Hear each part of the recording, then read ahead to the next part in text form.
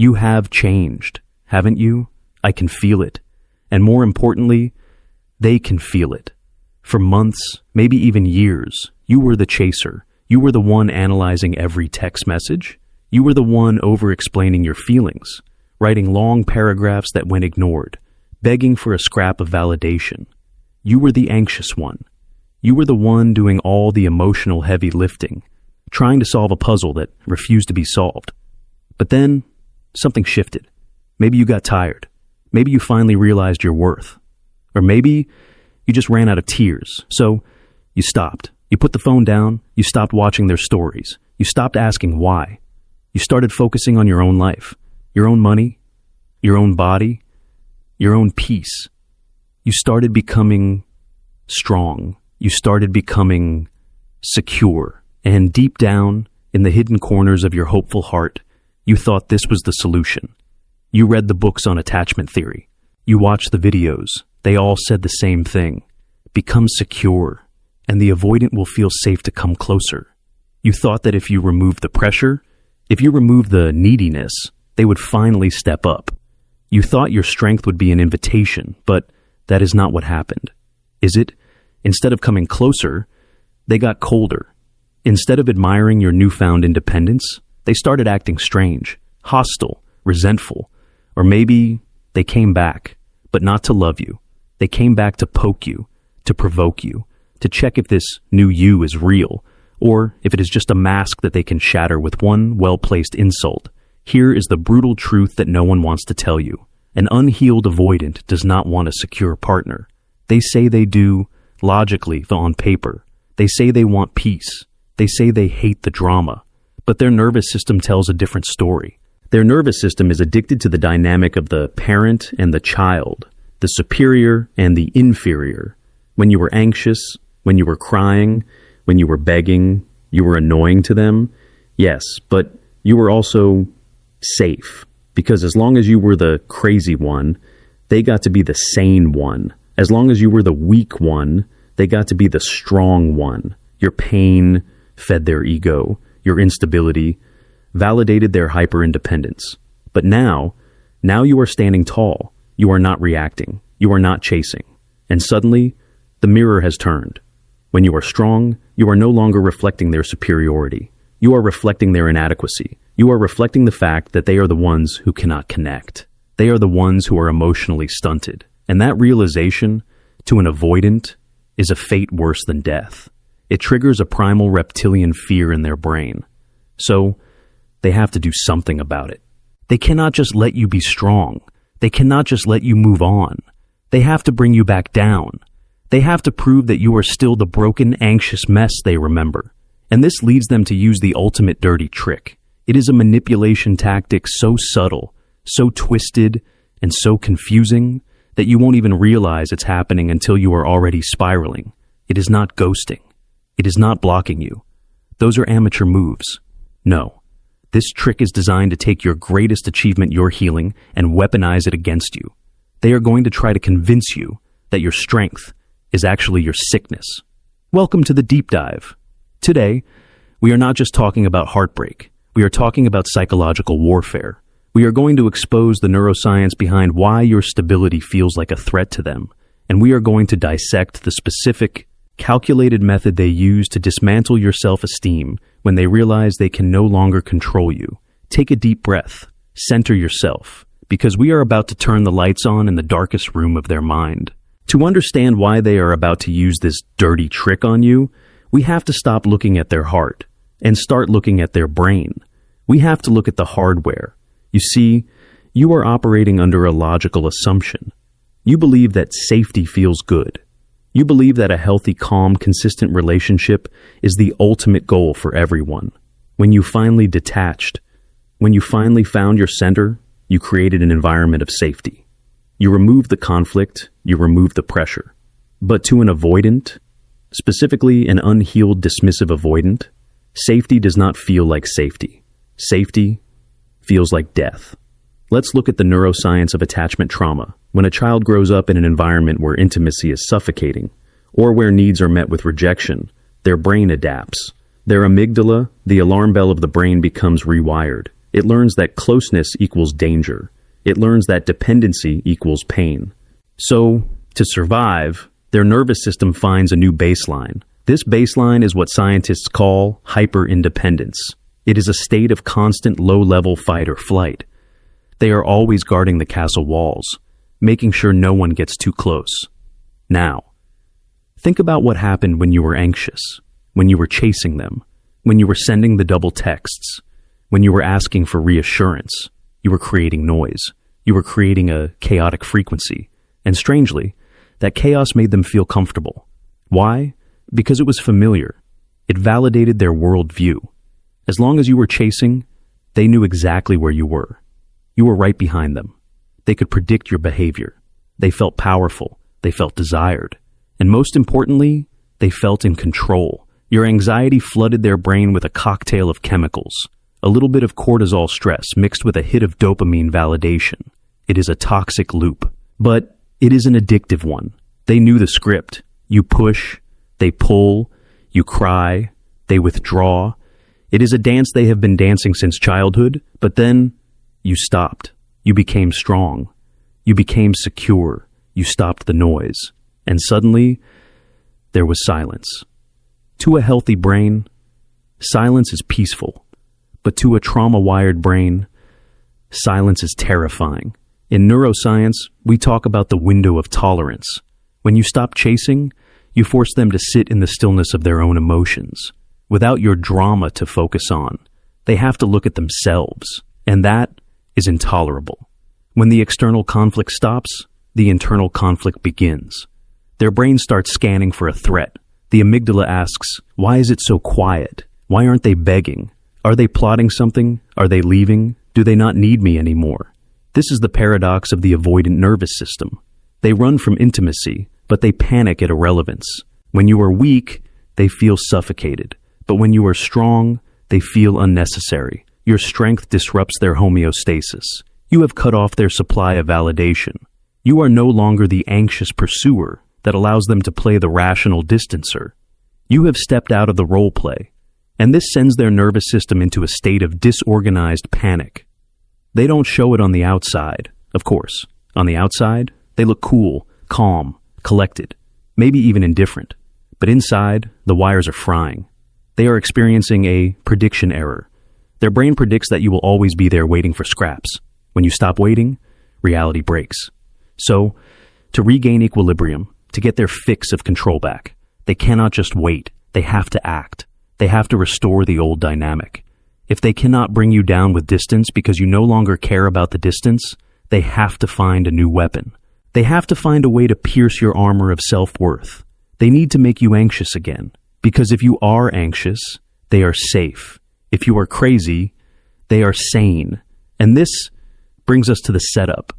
The subtle creeping behavior that happens right before the main attack. So, the trap is set. Their brain is in a state of alarm because you have stopped playing the game. You have stopped chasing the carrot. You have stopped fearing the stick. Now, watch closely what happens next.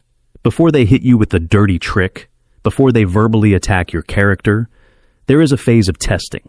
I call this phase weaponized indifference. This is not the same as their usual need for space. When an avoidant pulls away because they are overwhelmed, it feels heavy. It feels confusing. But it usually comes from a place of genuine fear. They are running away from something. But weaponized indifference feels different. It feels cold. It feels calculated. Because this time, they are not running away. They are standing right there, watching you. And they are deliberately withholding the one thing they know you use to crave their reaction. Here is the scenario. You are finally doing well. You are glowing. You have been going to the gym, or maybe you got that promotion at work. Or you just posted a picture where you look genuinely happy. You are vibrating at a frequency of high value. You share this with them. Maybe you send a text, or maybe you just let them see it on social media. You share a win. In a healthy relationship, a partner mirrors your joy. They say, "Wow, I am so proud of you." They amplify your happiness. But the avoidant who feels threatened by your strength, they do the opposite. They become a black hole. They see your good news, and they give you a crumb. Cool. Nice. Okay. Or worse, they ignore the good news entirely and change the subject to something mundane. Did you pay the electric bill? It feels like a slap in the face, doesn't it? It feels like they are pouring ice water on your fire. And you sit there, confused. You think, why can't they just be happy for me? Why do they act like my success is boring? Let me tell you why. They are testing for cracks. They are poking your new armor to see if it is real. They want to know, is this confidence genuine, or is she just acting tough to get my attention? If they give you a cold reaction and you crumble, if you get angry, if you send a paragraph asking, why don't you care about me? Then they win. They let out a sigh of relief. Because they have proven that you are still dependent on their validation. You are still the child looking for the parent's approval. Order is restored. But if they give you the cold shoulder and you don't react, if you just say, yeah, it is cool, and then you go about your day, if you don't chase their validation, if you don't beg for their enthusiasm, that is when the real panic sets in for them. You see, weaponized indifference is a power move. It is a way of saying, you might be impressive to the world, but you are not impressive to me. I am the judge, and I am not clapping. It is designed to make you doubt your own reality. It is designed to make you feel small, so they can feel big again. They are trying to starve your ego, so that you will come crawling back to them for food. But here is the catch. This only works if you are hungry. When you are truly strong, when you are truly self-sourced, you are not hungry. You are full. You don't need their applause because you are clapping for yourself. And when they realize that this tactic, this weaponized silence is failing, when they realize they cannot starve you because you are already fed, they get desperate. The indifference didn't work. The coldness didn't break you. The withholding didn't make you chase. So now, they have to escalate. They have to stop being passive and start being active. They have to stop ignoring your strength and start attacking it directly. They have to convince you that your strength is actually something else entirely, something ugly, something wrong. Prepare yourself, because the narrative is about to flip. We have arrived at the core of the manipulation. The silence didn't work. The indifference didn't break you. You are still standing. You are still strong. So now, the avoidant plays their final card. This is the dirty trick that makes even the strongest people question their sanity. This is the moment they look you in the eye. And they rewrite reality. They are going to pathologize your independence. What does that mean? In psychology, pathologizing means treating a normal behavior as if it were a disease, as if it were a sickness. Here is how it plays out. For months, you were the one doing the work. You were the one reading the books. You were the one trying to build a bridge. You were, let's be honest, probably doing too much. You were over-functioning.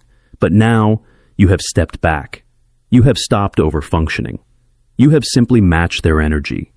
You are mirroring their level of investment. And instead of recognizing this as balance, instead of recognizing this as health, they accuse you of being cold. They accuse you of being uncaring. They might even go so far as to call you the avoidant one. Or worse, they might call you a narcissist. Listen to the specific language they use. It is designed to pierce your heart. They will say things like, you've changed. You used to be so sweet. Now you're just hard. I don't even know who you are anymore. You're so distant. You only care about yourself now. You're so selfish. Do you see the twist they are taking your boundaries and calling them walls? They are taking your self-respect and calling it arrogance. They are taking your emotional regulation and calling it detachment. This is a form of gaslighting so severe, it can make you dizzy. Why do they do this? It is a defense mechanism called projected identification. Deep down, in the subconscious basement of their mind, they know they are the ones who are cold. They know they are the ones who cannot connect. They know they are the ones who are selfish with their time and affection, but that truth is too painful to hold. It is too heavy. So, they have to get rid of it. They take that feeling of defectiveness, and they project it onto you like a movie onto a screen. By accusing you of being the cold one, they get to be the victim again. By accusing you of abandoning them emotionally, they get to justify why they treated you so poorly all along.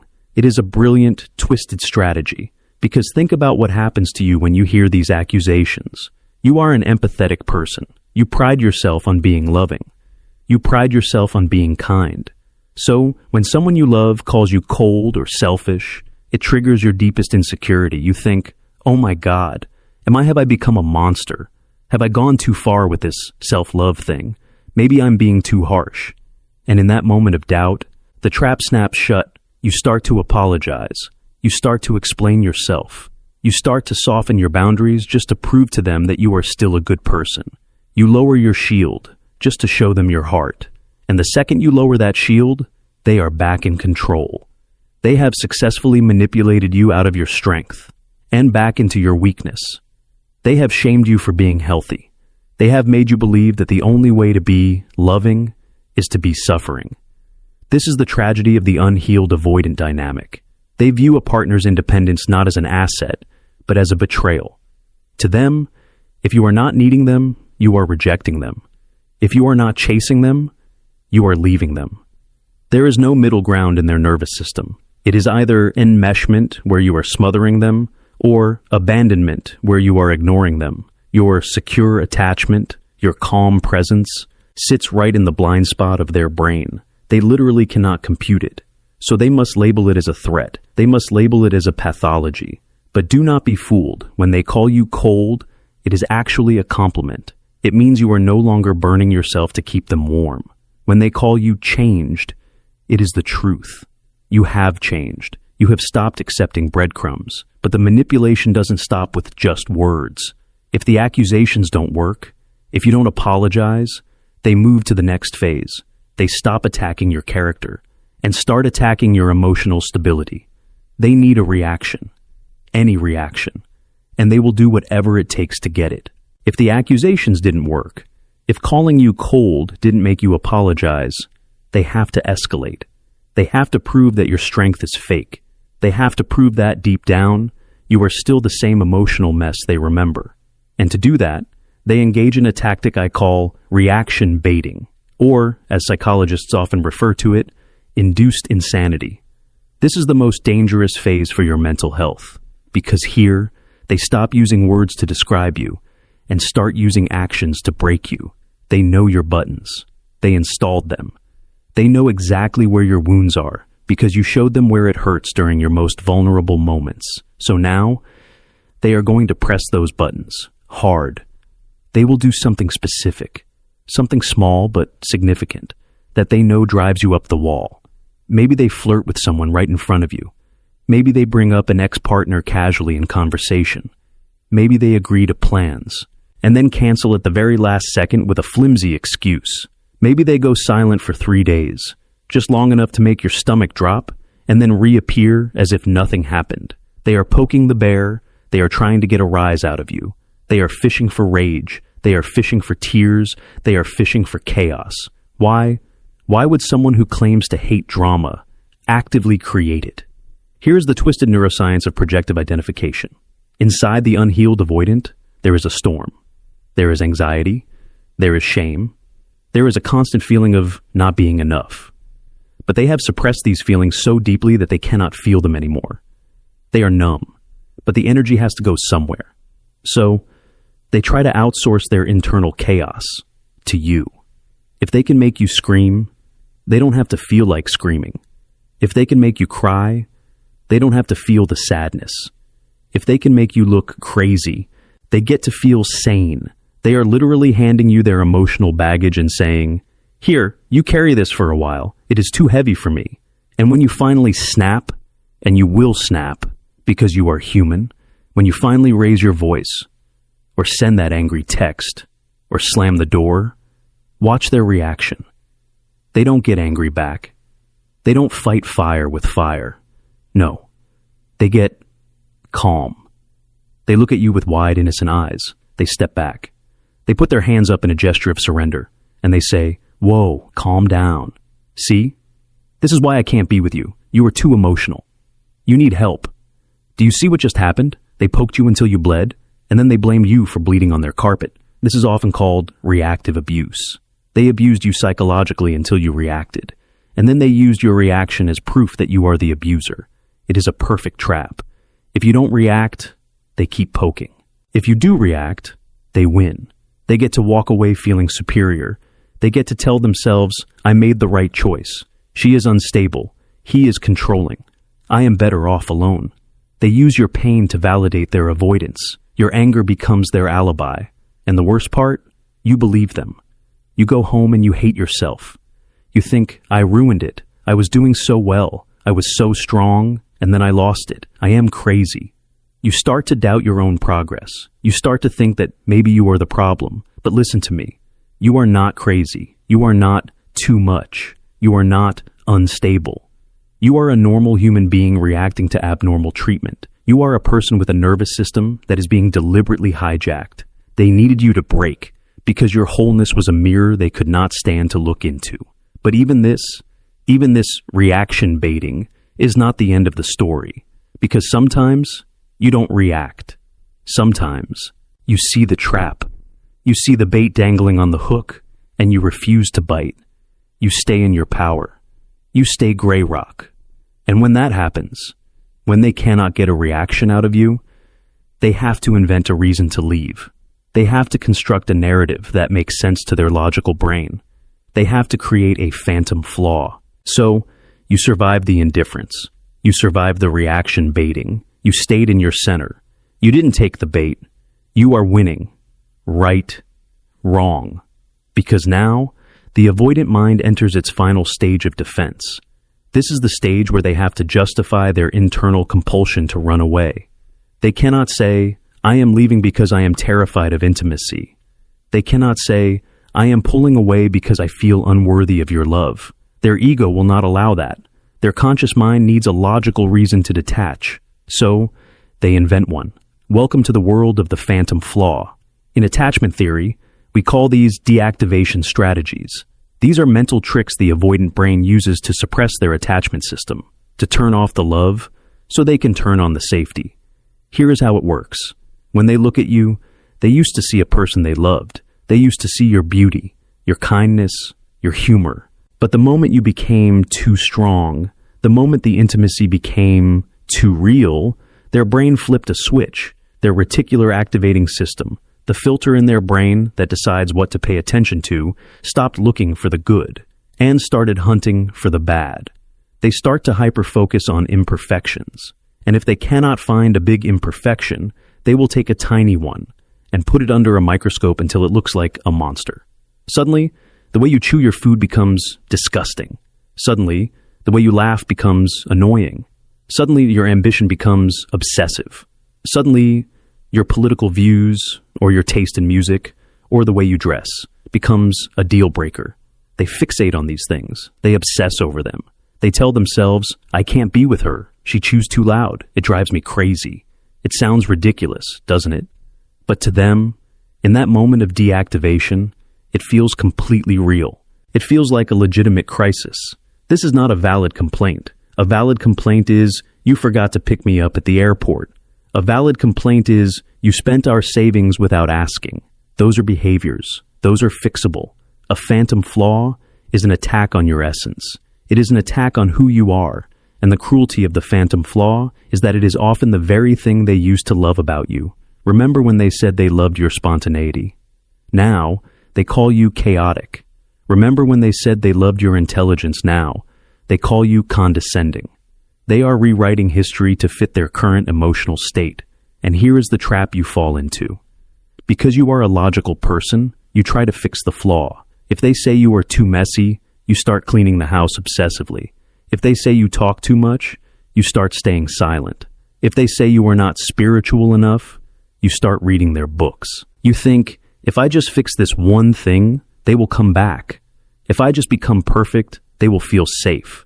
But let me tell you the brutal truth. You can fix the flaw. You can become the cleanest, quietest, most spiritual person on earth. It won't matter. Because the moment you fix one phantom flaw, they will find another one. It is a moving target. It is a game of whack-a-mole because the flaw was never the problem. The flaw was the excuse. The problem is that you are real. The problem is that you are close.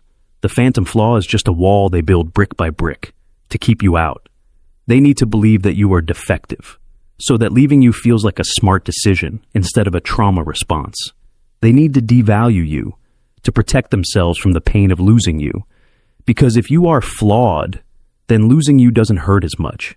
This is the tragedy of their internal world. They cannot experience love without simultaneously looking for the exit. And when you are strong, when you are high value, that exit becomes harder to find. So they have to hallucinate a door where there is only a wall. They are fighting a war against their own happiness. And you, unfortunately, are the collateral damage. But why is their brain wired to destroy the very thing it craves? To understand this, we have to go deeper than behavior. We have to go into the paradox of vulnerability itself. We have to look at the mother wound inside the avoidant heart. We have talked about the brain. We have talked about the manipulation. But now, we must go to the soul. We must answer the question that keeps you awake at night. Why can't they just be happy for you? Why does your strength, your joy, your evolution feel like a personal attack to them? To understand this, we have to go back to the beginning. We have to look at the vulnerability paradox. In a healthy attachment, love is a choice. You are with someone because you want to be. But for the avoidant, love has never been a choice. Love has always been a transaction. Growing up, many dismissive avoidants learned a very specific, very painful lesson about connection. They learned that they were only valuable when they were useful. Or they learned that they were only safe when they were invisible. Their caregivers were often emotionally unavailable, or critical, or intrusive. The child learned that having needs led to rejection. So they stopped having needs. They became the easy child, the independent child, the child who didn't cry. But here's the dark side of that survival strategy. Because they suppressed their own needs, they developed a subconscious belief that to be needed is to be trapped. But at the same time, and this is the paradox, they also learned that to be needed is the only way to matter. Think about that contradiction. It is a psychological knot. When you were anxious, when you were crying, when you were begging them to stay, you were feeding this beast. On one hand, they felt suffocated. They hated the pressure. But on the other hand, deeply, secretly, they felt essential. Your pain proved that they were important. Your anxiety proved that they held the power. You were the sick patient, and they were the reluctant doctor. It was a role they knew how to play. It made them feel superior. It made them feel like the strong one. But now look at you. You are standing on your own 2 feet. You are regulating your own emotions. You are happy without them. And this terrifies them more than your tears ever did. Because if you don't need them, then what is their role? If you are not crazy, then who are they? Your strength strips them of their identity. If you don't need them to fix you, or save you, or validate you, then they are forced to ask the most terrifying question of all. Am I enough just as I am?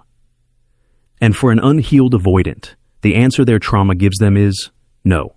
Deep down, beneath the arrogance, beneath the coldness, beneath the phantom flaws, is a profound sense of defectiveness. They do not believe they are lovable simply for existing. They believe they are only lovable for what they do, or for the power they hold over you. When you become strong, you destroy that power dynamic. You level the playing field. And when the playing field is level, they feel exposed. They look at your emotional intelligence, and they see their own emotional stunting. They look at your bravery, and they see their own cowardice. They look at your capacity for deep connection, and they see their own loneliness. Your light does not warm them. Your light blinds them.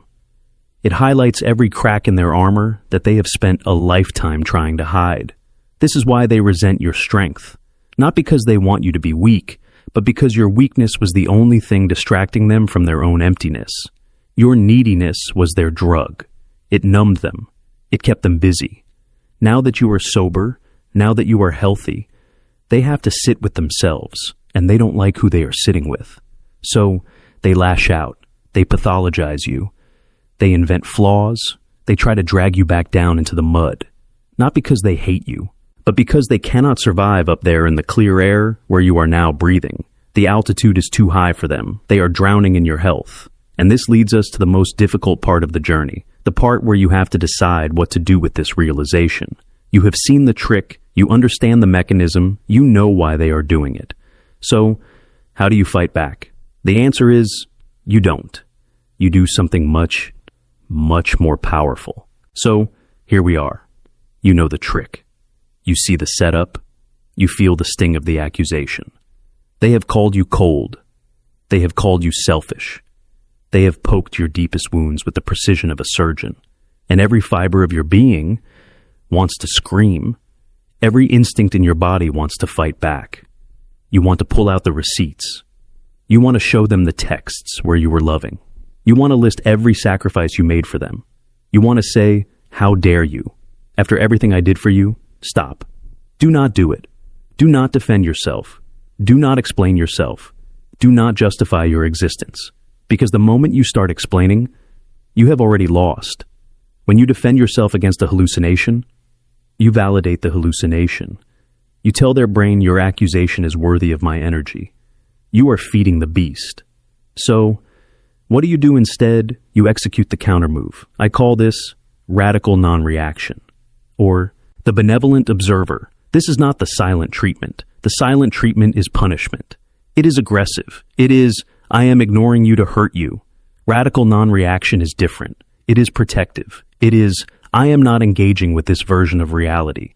It is the energetic equivalent of becoming a ghost to their drama. Here is how it looks in practice. They say, "You're so cold now, you're just like my ex." Your old self would say, "No, I'm not. I love you. Why would you say that?" Your new self takes a breath, pauses for 3 seconds, looks them in the eye with zero anger, and says, "I hear that you feel that way." And then you go back to what you were doing. That's it. Or they say, "You've changed. You're impossible to talk to." You simply say, "Okay," not "okay, fine" with an attitude, just "okay." A flat, neutral, unbothered fact. You are becoming a gray rock. But this is gray rock on steroids. You are not just being boring. You are being impenetrable. You are holding up a mirror, but the mirror is made of steel. Nothing sticks to it. Now, let's look at the neuroscience of what happens to their brain when you do this. This is where the magic happens. Remember, their brain is predicting a reaction. They threw the grenade, and they are waiting for the explosion. They need the explosion to justify their feelings of chaos. But when there is no explosion, when the grenade just rolls across the floor and stops, their brain experiences a prediction error. The dopamine loop is broken. They don't get the hit of validation. They don't get the high of the fight. Instead, they hit a wall of cognitive dissonance. They projected their badness onto you, but you didn't accept the package. You left it on their doorstep. So now, they are forced to hold it. They are forced to sit with their own anger. They are forced to sit with their own shame. They are forced to feel the weight of their own accusations, because you refuse to carry them. They might escalate at first. They might get louder. They might try harder to provoke you, but you stay in the role of the benevolent observer. Imagine you are a scientist watching a lab experiment, or a parent watching a toddler have a tantrum in a supermarket. You don't hate the toddler. You don't scream at the toddler. You just watch.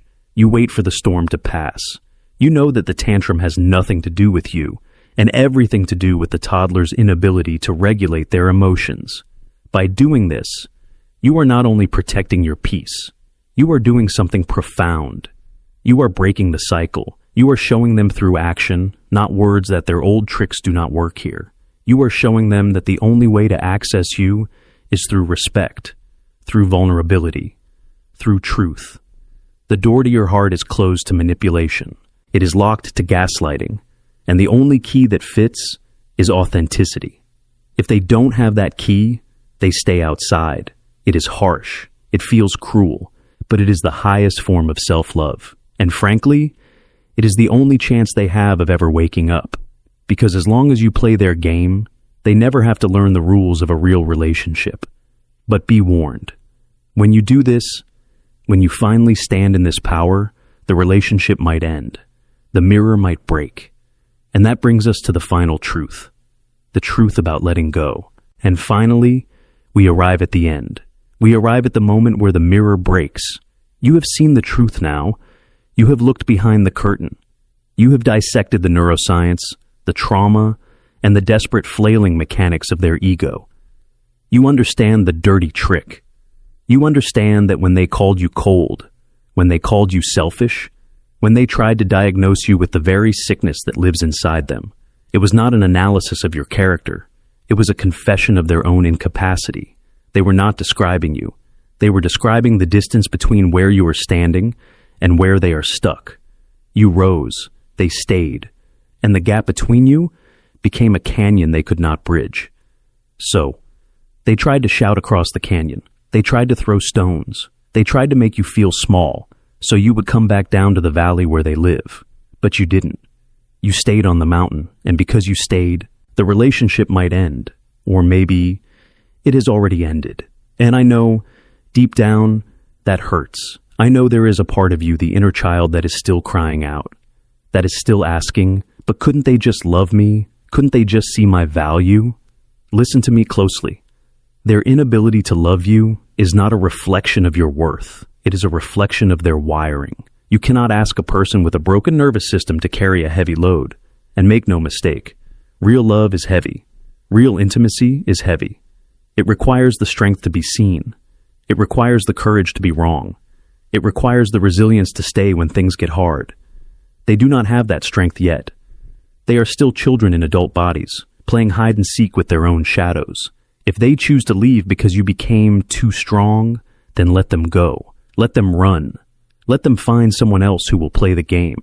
Let them find someone who will chase. Let them find someone who will accept the breadcrumbs. But do not, under any circumstances, dim your light just to make them comfortable in the dark.